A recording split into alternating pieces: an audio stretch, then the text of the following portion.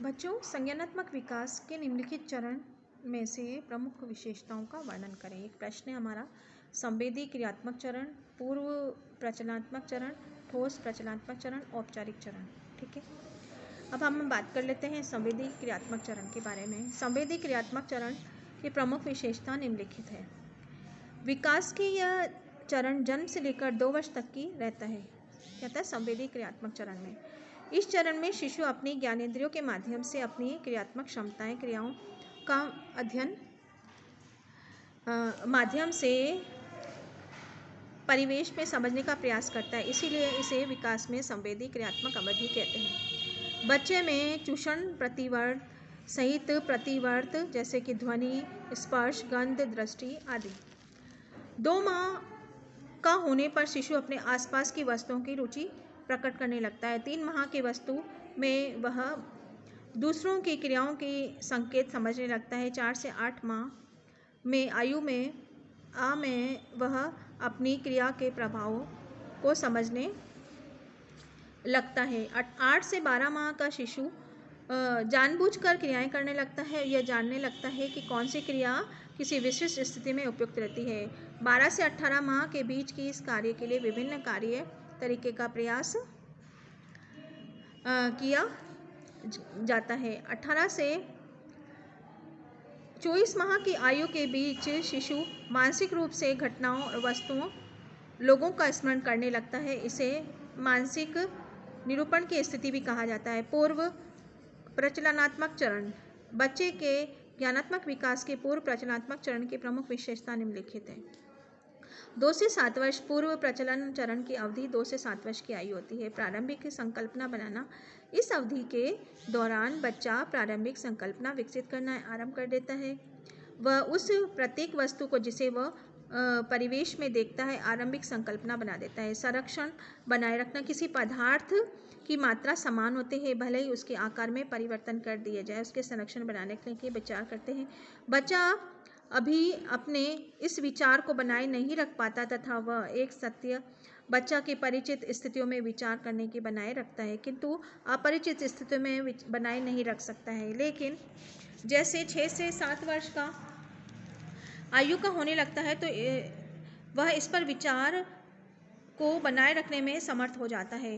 क्रमांकन, इसका अभिप्राय है वस्तुओं को क्रमानुसार रखने का कार्य। उदाहरण के लिए उल्टे क्रम में विभिन्न आकारों के 5 पेंसिलों की व्यवस्थित करना है तो आयु का शिशु 3 पेंसिल सही क्रम में रख सकता है। चौथी पेंसिल के बारे में संदेहास्पद होगा कि 5वीं पेंसिल के संबंध में विफल रहेगा।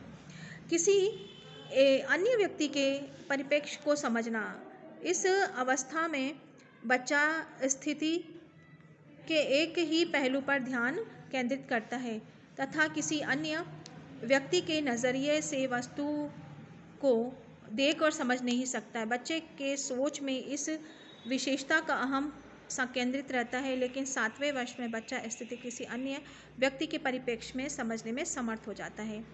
जीववाद, इस अवस्था में बच्चा यह समझने का प्रत्येक वस्तु में जीवन होता है, उसे जीववाद कहते हैं।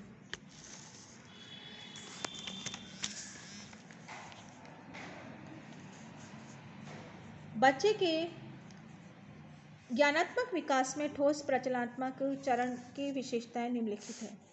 7 से 11 वर्ष तक की अवस्था 7 वर्ष से 11 वर्ष तक की अवस्था होती है।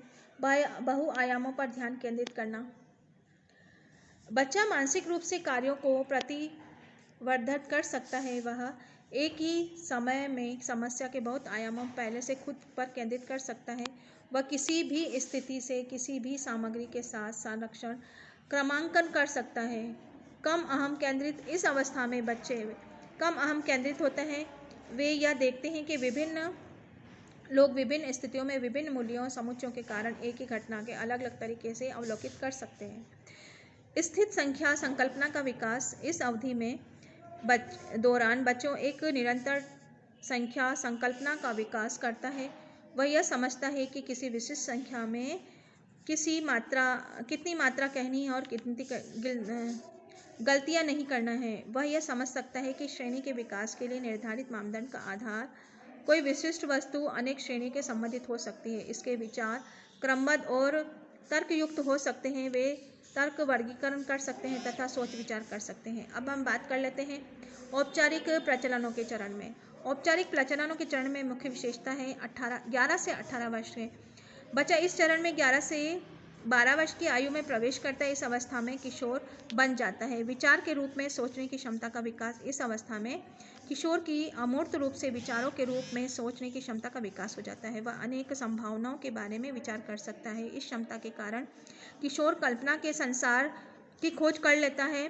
प्राकल्पनिक सोच के कारण किशोर विस्तृत कल्पनाएं में डूब जाता है। इससे संसार में बदल देने का विचार शामिल होता है। उसमें सोच आदर्शवादी कल्पना रोग की होती है।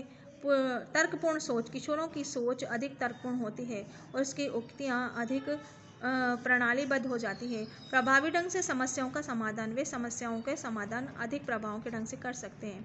वे प्रणालीबद्ध ढंग से अपना समाधान ढूंढ लेते हैं। अधिक सोच, किशोर अपने स्वयं के विचारों को जांचने के लिए अधिक सक्षम हो जाते हैं और सोच के बारे में विचार उसे अधिक सोच बनाता है।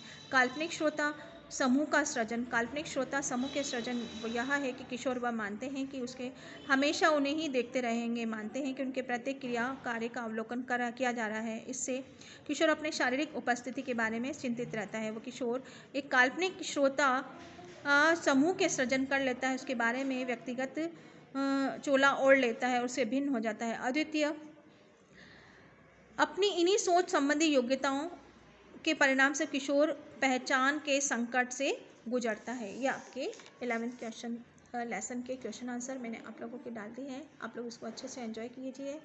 आप इसको अपने होमवर्क कॉपी में भी कर सकते हैं, ठीक है, और याद भी आप कर सकते हैं।